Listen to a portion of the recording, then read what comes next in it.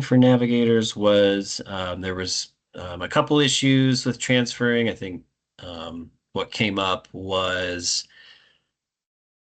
the the time it would take to load some of those screens when you're going through the transfer request was really slowed down and unable to check a box there. But we did push out an update for that. But navigators, if you do experience issues still with transferring and load time, definitely reach out to me via email or help request, and then we can you know get that squared away and have our programmer take another look if need be. Let's see. Just a couple other updates. One involved the CEJA dashboard, which we can access when we're logged into the system by selecting dashboards up here and then CEJA. And we've added this button for refresh data. And what that will do is, let me find someone for instance here. So, on the progress page, we have this timestamp as of looks like 3 a.m. this morning. So on a nightly basis, we have the data being refreshed so that the flags and statuses here update the most recent data. And of course, as we're making changes in the system, if we were to come back to this page, today it would still have this timestamp, and to make sure that this specific customer that this page reflects the most up-to-date data. We have this button here that will refresh this, so we'll see the time change here to about 11. Okay, yep, 11:13. And so what we did on the dashboard was when you load your information here, we have several customers entered and test for this grantee. This refresh data, this will do this refresh thing that we just saw over here. It will do it for all the customers um, in your list. And so we do have a prompt. This may take a few minutes, but then when you click OK, it'll start to refresh all the data for those customers. So it's kind of rather than going individually for each customer, you can just do it all in one batch there. And then in the only other, excuse me, update I have is in the work plan and reports, which we will be getting to shortly, but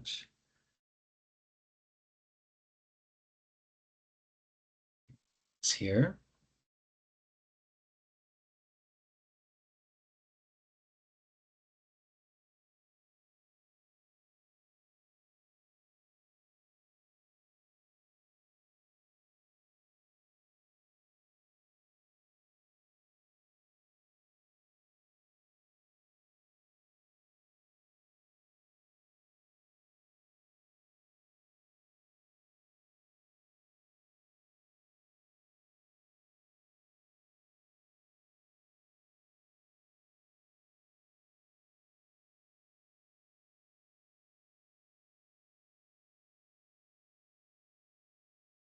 Okay, it looks like the test environment is back and might be loading a little more quickly here. Okay, so when the work plan is submitted, one of the fields that we have under, oops, not this one here, um, is under the cohort option where we have capacity as an added field. Um, we do have that now in the cohorts under the project work plan. And let's see. Those are the updates that I wanted to go over. So with that, we'll go ahead and open it up to any questions anybody might have. You can add them in the chat. Feel free to unmute and ask away. And we'll get those questions answered.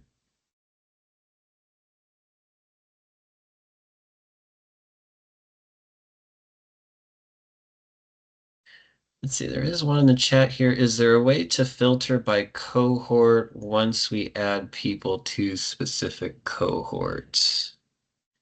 Let me see here. Let me pull up. Oh, go ahead, Natasha. Yeah, you're right. The cohort report. Down, yeah. Yep, here we go. Yep, down here we got our cohort report. Let's see, we're logged in as Climate Works. Oops, let's see here. And then, sorry, 2025, we'll select the grantee. Logged in as community partnership. Yeah. And then let's see if this back here.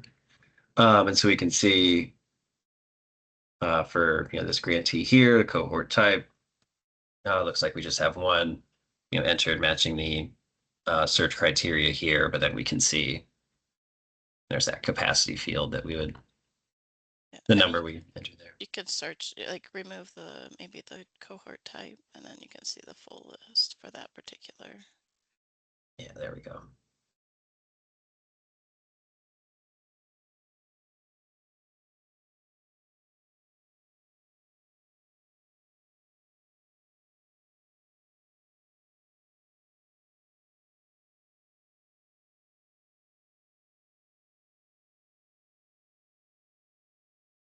Let's see, another question. Does the cohort report show live available enrollment slots that is visible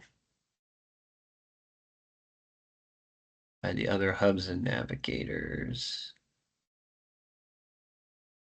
I mean, it is, all these are visible for the other grantees navigators, but I kind of went back and forth on the live spots that are available. So where we landed so far was on the cohort capacity. So we just recently added that field for the capacity. And then, but, with a little info bubble that basically says, there may be people like within the intake process that are, in line to get in for these spots, but you can at least see the actual enrollments. Okay, thanks so much. Mhm. So when someone is enrolling, I guess my question was, if I'm a hub and does this actual number enrolled on the far right column, is that automated or does that like I'm the hub and automatically putting that enrollment number in day by day? No, it's once you have like the manual part of it is that you have to associate that person with a cohort. On the intake page it says Okay, add cohort. got it. So once that person has the cohort, and the enrollment status automatically updates. Got it. Got it. Okay, thank you. Mhm.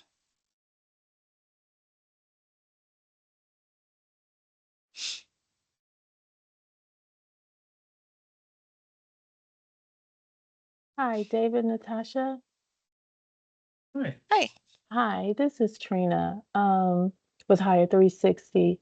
So, yesterday when I went onto the work plan and I selected the cohorts, and it was for both the southern region and the central region, they were no longer there.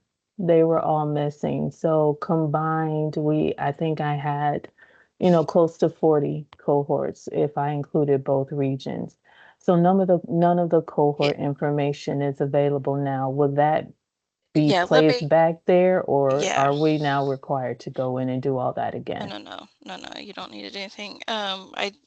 We had an update go to production, so let me have Nicole look at that. I'll send a note right now. Okay, thank you. Mhm.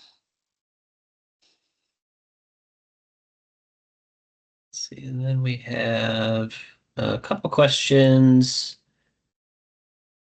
Does everyone have access to the report? I Yes. believe so. Yeah.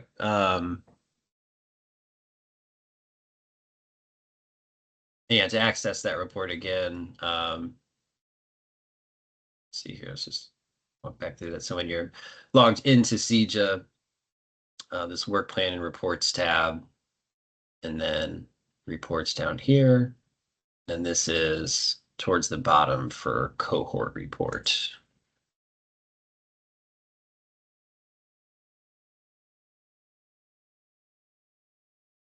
And if you're not able to see that, you can send me an email about that. We can. Okay, it looks like Kylie, maybe you don't have access to that. Okay, let me take a closer look, just to make sure all the permissions are, set in place.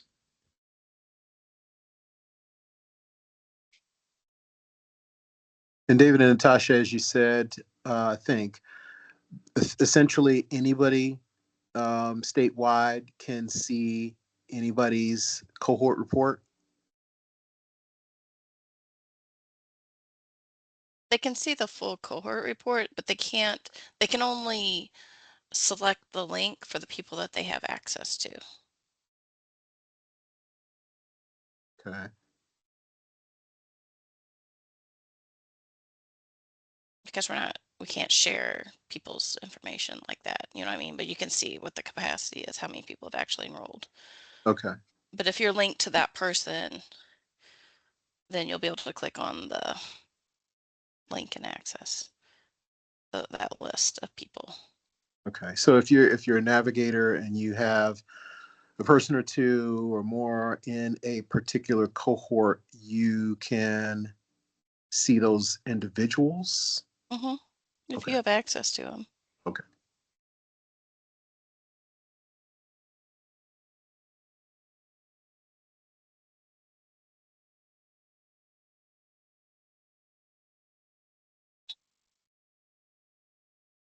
Any other questions?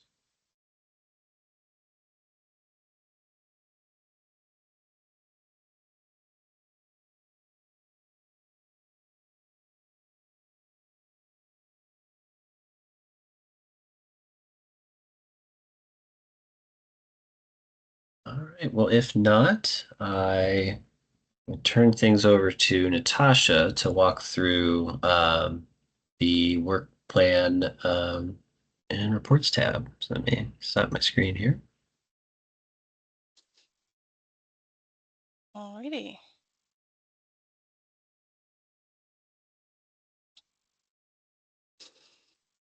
Yeah. Over here. All right. So what I want to cover first, this is specifically for the I'm in test here, or UAT. We made some updates to the plan versus actual dashboard, and then we'll take a look at some of these other reports that we have available on the reports tab as well. One of the things that was a comment from, well, previously whenever we had opened up when we had released this report, was when it comes to the bridge training completers, and this is specifically to workforce hubs, but for the bridge and the job specific completers, previously there was a filter on here so that you also had to have a training program completion status of complete or exited, and that is no longer a filter in here. So what this means is that if they have the bridge training service and they have it marked as complete, that is all that it takes to have them appear in this line. The same thing goes for these job specific training items. And they just have to have this job specific training and have that specific training marked as complete, and they will appear in these numbers.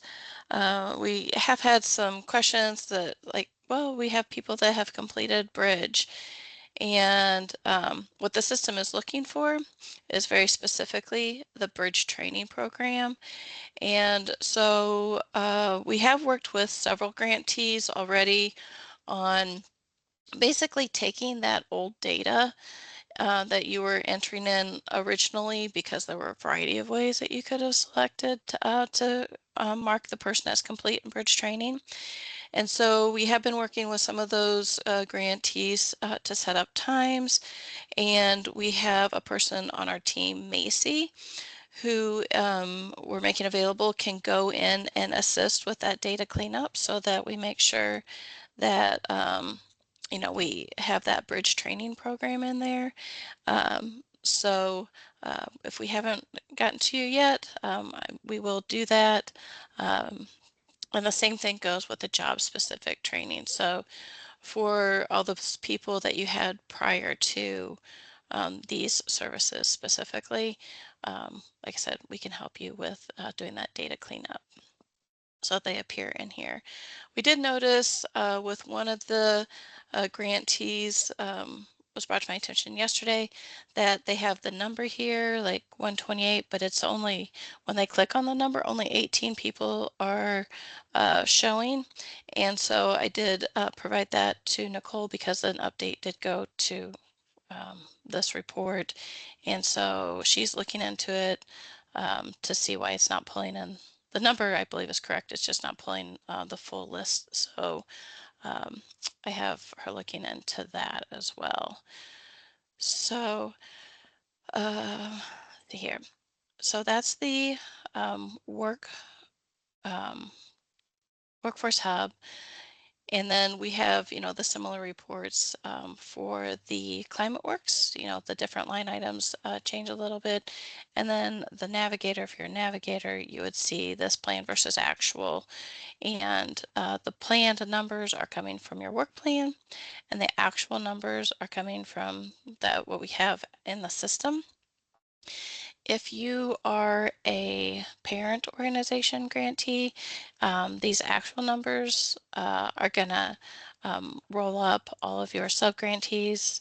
If you wanted to see some of your subgrantees, you could filter down, you know, using the filter here to see the subgrantee numbers for the actual numbers. Okay, so going back over to the work plan, we have several different reports. And, you know, for the Climate Works report, and the Workforce Hub and the Navigator report, they are very similar. But, you know, they'll have different, I guess, criteria that it's looking at. So I'm just going to leave it as all the grantees, and I'm just going to look at enrollment. So for this one, we have enrollment, training completion, apprenticeship, and then all the performance measures. And I just selected the first one for enrollment just because there's a lot here. And when you select all performance measures, it's just, you know, it's a lot of scrolling to see everything down there. But just wanted to point out that you have like your number of individuals who applied, number of enrolled participants. So as you go through each of these sections, these column headings will change.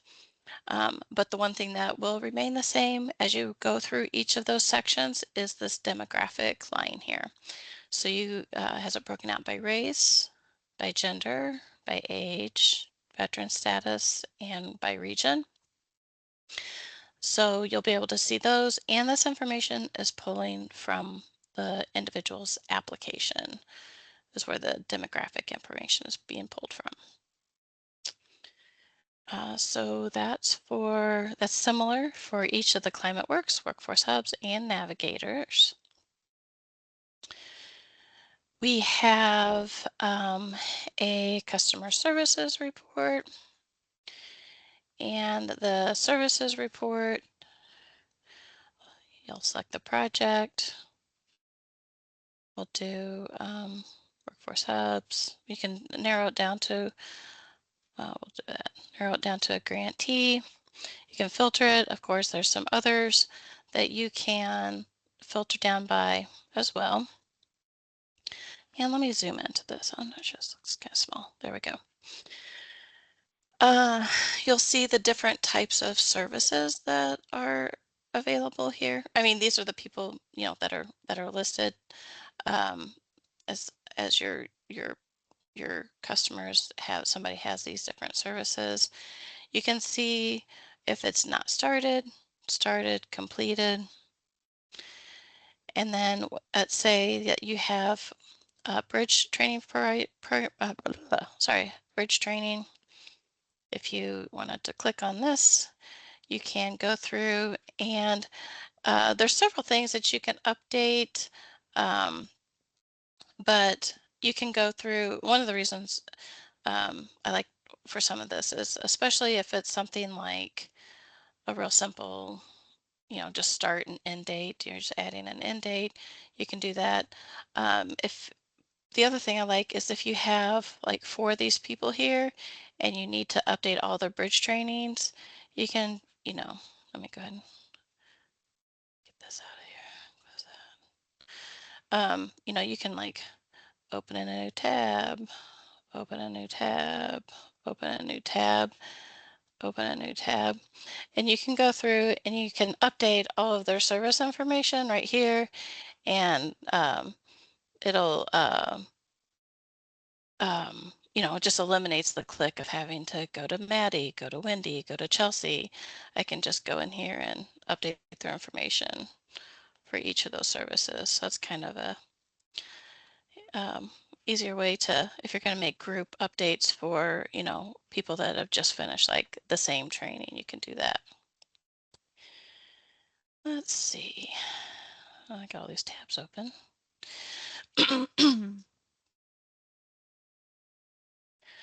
The next one is the narrative report. Let's see. What was I looking at? I was just you've been using Richland. So you have your narrative report. If you're adding a new report, you know, you can select the calendar year, which quarter, maybe we're starting this quarter and now you're adding it for October. You add in your details here. Currently, the way this is set up is that you, once you save it or once you submit it, save it, really, I guess should really be the word submit, is that you won't be able to make any changes to it. So that's just the way it's set up right now. You know, maybe in the future that we can change that so that, you know, you can edit it. But at this point in time, it's once you save it, submit it, then it's in there. And if you needed to have updates made to it, you would just need to contact our team and we can make, you know, make those updates from behind the scenes. Once you start entering in the information for each quarter, you know, you can go for each of, it'll combine, you know, April, May, June. So you know, you can have them, you can see like the previous month for that quarter is in there just by clicking it. So that's the navigator report. And then the service cost report. So with the service cost report, let's stick with Richland, I guess. Yeah, that's what he was using. You know, you can search by an individual's name. You can search by a specific cost associated with a specific service. For this program, we really have it for the wraparound services. And you can see that, you know, for each item, it lists them all out. You can export that information. If you're looking at, you know, I wanted it for Anna, then I can just look at, wait, maybe see here. Let's do this one, Judy. Should be doing that.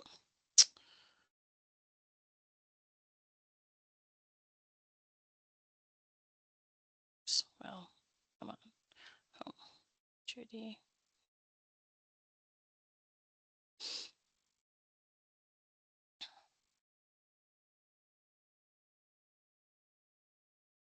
well, I found a bug. So, well, I'll mark that down. So you know, you can export it, but if you notice that Judy has something that is, oh, really, it should have been 15, you can go in and edit that service like at that time. So it kind of gives you a way to just like quickly look at those overall costs and easy access again to edit them as you see, like if something was not entered correctly. Let's see here. And then the cohort report. And we have a note here to double check, verify. If you can't access, we have this set up so that everyone would be able to access this report. And so you can choose by program. So if you're looking for a Workforce Hub, this is going to look a little goofy just because we have so many in here that we're just like testing and playing around with. But again, you could see, you know, who the grantee is, the name of the cohort, if it's bridge or job specific, when the plan start and end dates are, what's the capacity. And then whenever you click on one of these, then you'll be able to see the cohort name, a description. This is you know, whenever you're setting up the cohorts, this is where this information is coming from. And then the program information is coming from the program that you have associated to that. So, you know, you have your solar tech, whoever the provider is, the address, the description that's in with your training programs, and then any of the credentials that are associated with that program. And then whenever you select on the address, you know, it takes you to a map so you can see where, you know, if you needed to do like a, oh, let's put your address in, it'll take you this long to travel here. You know, that would be something that could be used for. And as David showed before, you know, you can do, you know, just search by bridge. You can do by job specific if you have somebody specifically looking for solar or weatherization, or you can look by pre-apprenticeship too.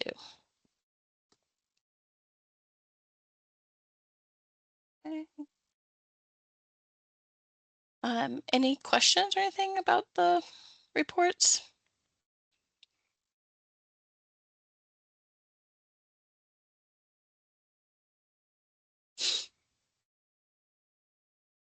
Hi, Natasha. I just have one question on the plan versus actual report. Mm-hmm. When an individual has, let's say, multiple transition outcomes. So, for example, we may document that they have applied to an apprenticeship program, and then subsequently they may have entered into some form of advanced training. Does the system document both of those outcomes for that individual or just one? I mean, by document, do both of those transition outcomes land on the report, or would it just be one for one individual? I believe it's set up. Let me find the claim it works something here. Um, I don't know.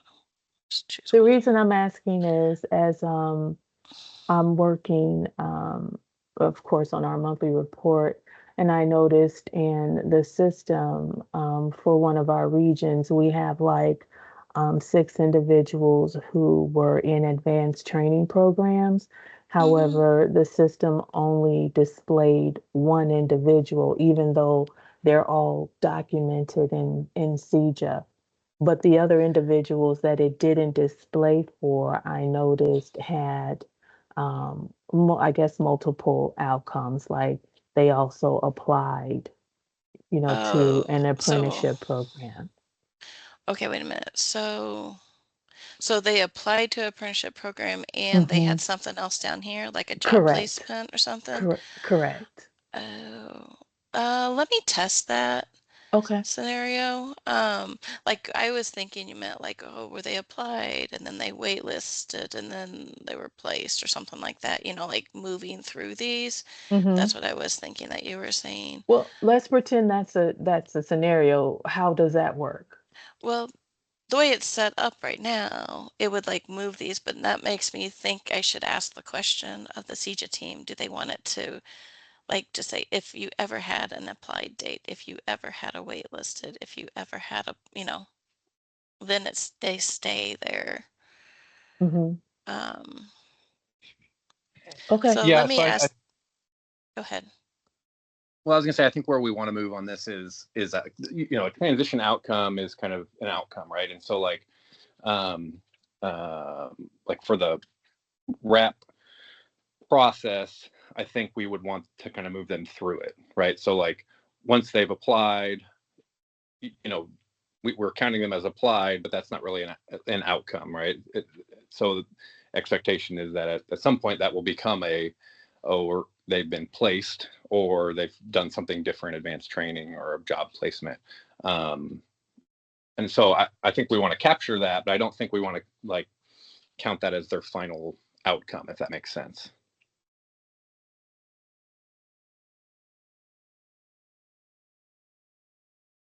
Yes, but it would be captured as an applied. And then if they went into advanced training, then that would be captured in advanced training.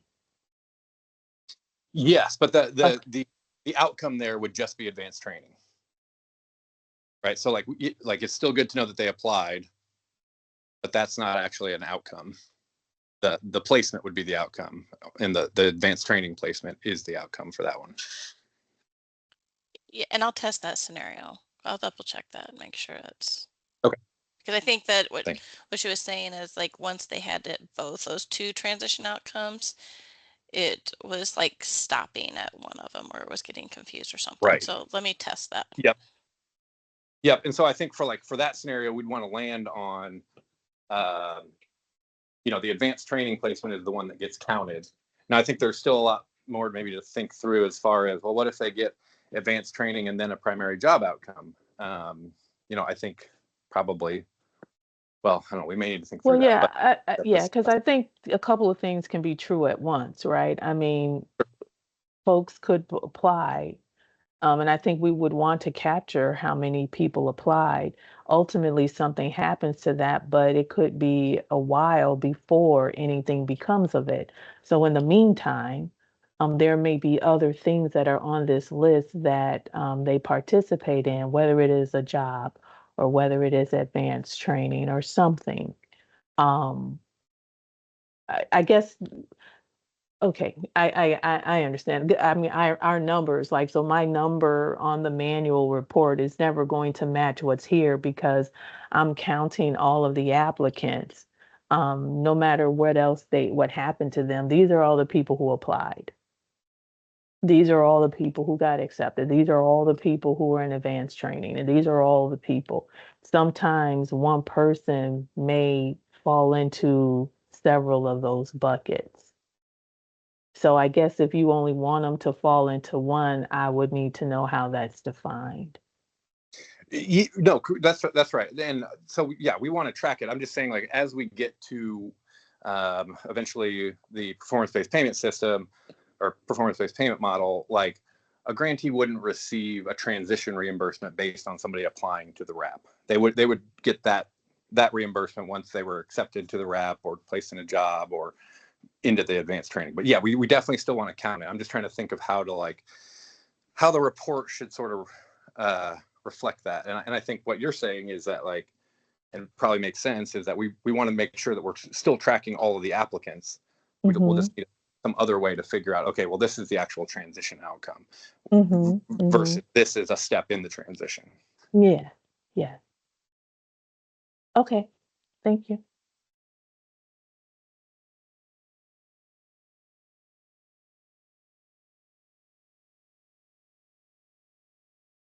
All right. I'm very good question. Um, anything else?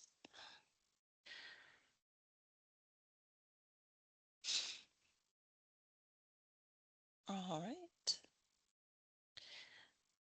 If you don't have anything else, I'll let you have here, what, 15 minutes back to the day.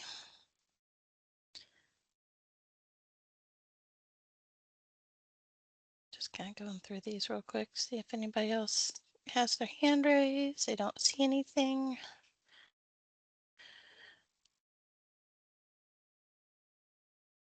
All right. Well, thank you very much, everyone. I hope you have a fabulous rest of your day. And again, reach out to us if you have any questions, and we will look into a couple of those, that testing scenario for the plan versus actual, and testing the various access and looking at the specific individual that said that they weren't able to access that. So we'll look at your account to make sure you can get to that cohort report. So, all right. Thanks, everyone. Yes, and then David will post Thank the you. recording on Thank you. yeah. David will uh, David will post the recording. So,